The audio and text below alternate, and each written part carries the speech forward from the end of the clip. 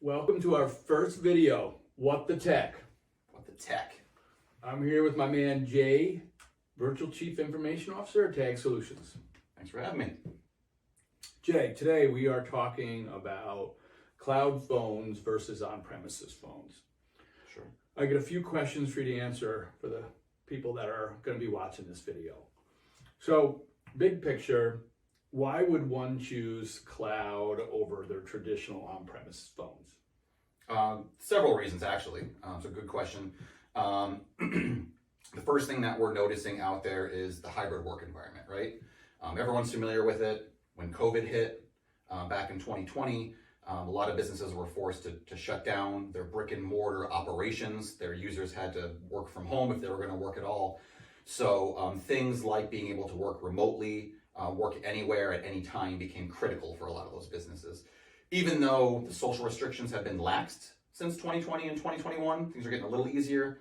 We have noticed that there is still a high demand for businesses and users to be able to do their job on the fly remotely wherever they're at. So that is one main reason why you want to move to a cloud-based system as opposed to the on-premise systems, which ties you to your brick and mortar building.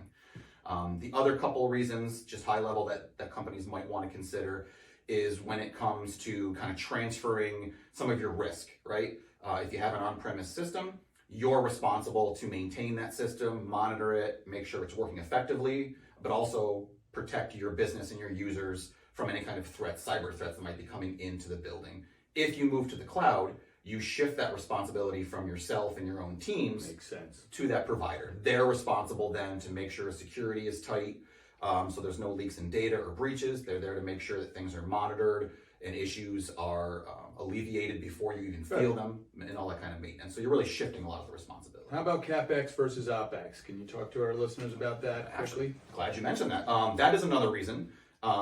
So if you shift or migrate your phones from on-premise to the cloud, you are effectively moving that operational expense from a capital expense to a operational expense. So the reason that's important is that if you have a OpEx model or OpEx expenses, then those can be deducted during tax time and come off of your profit and loss. Got it. Whereas if you have the on-premise type system, that capital expense, that just depreciates over time. Yep. Good. Everybody's looking for those deductions. For sure. Jay, a lot of people tell me when we're out in the field is, I'm just going to use my cell phone. I don't even need that dinosaur on my desk. Why should they consider a cloud phone versus cell? Well, you can do a little bit of both. If you're looking to just use your cell phones as they are now, the things to watch out for is giving out your personal number, right? So a lot of users out there who are comfortable doing that and businesses that are comfortable doing that, it might work for you, that's fine. But again, there is some risk there that you are giving out your personal number. Customers might bother you or your users when they're out on vacation, personal time, sick time. They're always going to be able to get a hold of you because it's tied to your personal life. The other thing that happens is, say that user, especially if they're a salesperson, say they leave the company for one reason or another, they go somewhere else. That book of business that they were maintaining now has their phone number, not yours. And they'll be calling that person, continuing business with them, not you. So that's another reason. Yeah. Okay. Jay, the other thing that we hear is people have these legacy phone systems that they have for years and they just work. Why would people want to consider replacing them? Equipment failure would be my biggest concern. Right. We have talked to customers that say, hey, my system's been great for 20 years.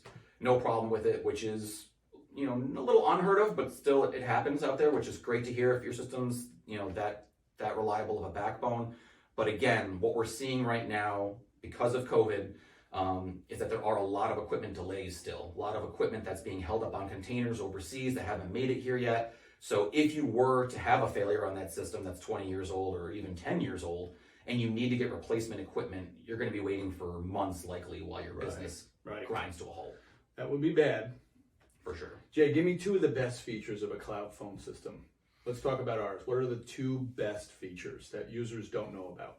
Well, I'm going to kind of flip it on you a little bit if you don't mind. I can do that, but I want to just stop for a minute to make sure you know that a lot of the cloud systems that are out there now are kind of phone systems last and a plethora of tools beforehand. I see. So it's really more of a Swiss Army knife now. So yes, you can do a cloud-based phone system, make and take calls, that's fine. But a lot of these systems can do more than that now, allowing you to consolidate things down. So you're able to do things like individual and group chats.